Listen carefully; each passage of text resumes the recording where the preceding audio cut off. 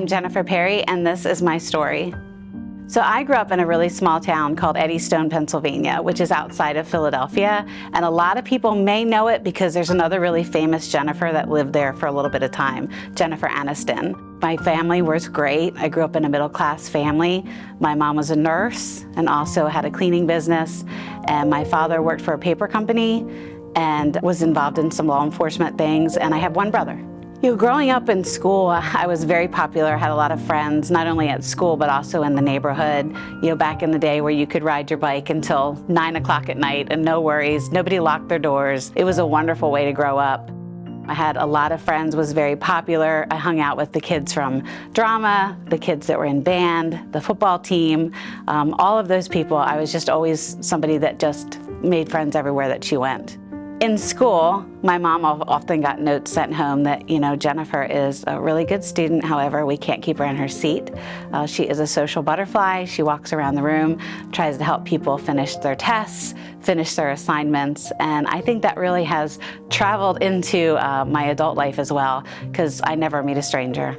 I think for me, the biggest challenge that I faced was, I had a great life. I had, like I shared, I had a lot of things that were just wonderful in my life. And then in my senior year of high school, my parents got divorced. And that was my real first, take and look at what life was like outside of my little bubble that I had. And it really, I do believe, shaped my senior year of high school and really kind of shook up my life quite a bit. As far as me, rebelling against my mom, I became enthralled in a relationship with a bad boy that, I should have never ever walked down that path. And I graduated high school with honors, spoke 4 languages, had a full ride to school, and ended up getting involved in a relationship and pregnant, and my life took a drastic turn. So as this relationship unfolded, we did get married. And the person who I was before and who I had become, as far as very confident, she disappeared. And over the next decade of my life, I spent in a very, very volatile and abusive marriage that almost took my life on multiple occasions. Coming out of that now, looking back 30 years, it really shaped who I am as a person, and it really shaped the mission that I set out to accomplish in my life. Coming out of that relationship and knowing that my abuser went to jail and I now was on my own trying to raise 2 small children, heal from all the trauma that I went through, I had to learn how to pick up the pieces.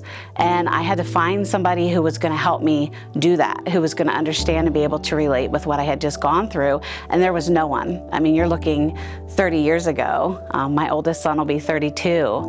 And I look back and I think, there was nobody there that really helped me figure out, how do you move forward? How do you financially move forward? How do you do it by yourself? There wasn't anybody there that taught me how to find confidence again in who I was. And at that point in time, I decided that, I needed to become for other women the woman that I desperately needed in my life at that time.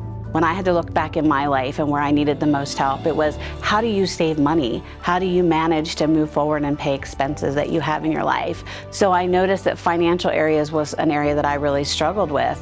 So as I decided to go out and help other women, moving into the financial space, becoming a financial consultant, allowed me to sit down with a woman across the table who I could relate to and say, look, I've been there. I've been through divorce. I've been through abuse. I've been a single mom. I can help you. Let's start with a budget. Let's start understanding what you need to do. And that kind of pushed me into the consulting area. And then as that continued to evolve, I noticed that here I am cheering other women on as they celebrate small victories in their life. So not only was I a consultant, but I was indirectly coaching at the same time. When you come in and you work with somebody in finance, they're really concerned about what you have. Let's look at your statements. Let's look at how much money you have. But they weren't really looking at the person. So for me, understanding that there's a story. There's a story behind who this person is who sits across from the desk from me. And I want to help her understand what that story means for her and for her children.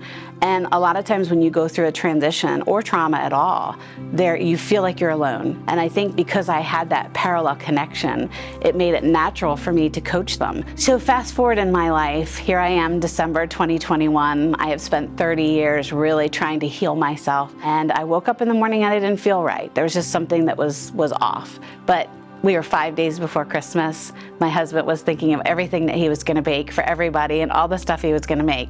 So we were running errands, and I just didn't feel right. My legs were a little numb. I just thought maybe I slept funny.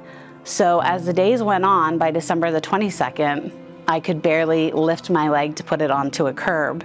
I was admitted into intensive care and was diagnosed with Guillain-Barré syndrome. Within 24, 36 hours, I was completely paralyzed from the shoulders down. I had to learn how to walk again. I had to learn how to write and curl my hair and feed myself and text. All of those things that I had to learn again, I knew that obviously I had to do it because other people were watching. Whatever you believe, you achieve. For me, I figured, you know what, if the only thing that I was able to walk out of this hospital with was my mind, not really be able to walk, that I would be able to change anything in my life that I wanted to. I had done it before. What I would tell my 20-something self if I could go back is literally never let anybody take the pen out of your hand and write your story. I've had so many people that have wanted to shape my life and tell my story, and I would literally tell you, no matter how difficult it is, hold on to that pen.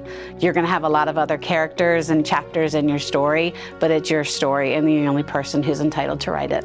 I think honestly the real reason why I shifted into coaching is when COVID happened, we were all hit with something that no one expected, and I didn't have clients that were calling me because they needed to check on their money.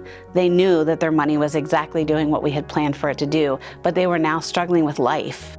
People were losing spouses, they were losing jobs, their children were becoming sick. There was just a shift in what the focus was, and I knew that I had to continue to be there for people. I know what it feels like to be alone. I know what it feels like to be judged. And I think what I love the most about coaching is that I'm really good at pouring myself into the lives of other people and letting them know that they don't have to go through life by themselves. Everything that I've been through has literally shaped me to who I am today, and I wouldn't change any of it. As weird as that may sound, I wouldn't change any of it because I really feel that this path was chosen for me. And that again, I had to be the one that went through and to show people that they could do it. I have a beautiful life. I have an amazing husband. I have a wonderful career and a wonderful family. I'm doing great. I'm not perfect. I tell everybody I'm great from the waist up. My legs could be the best that they get, you know, but who knows? It could take a long time, but regardless, I'm still here. And while I'm still here, I'm gonna still do whatever I can do to change the world.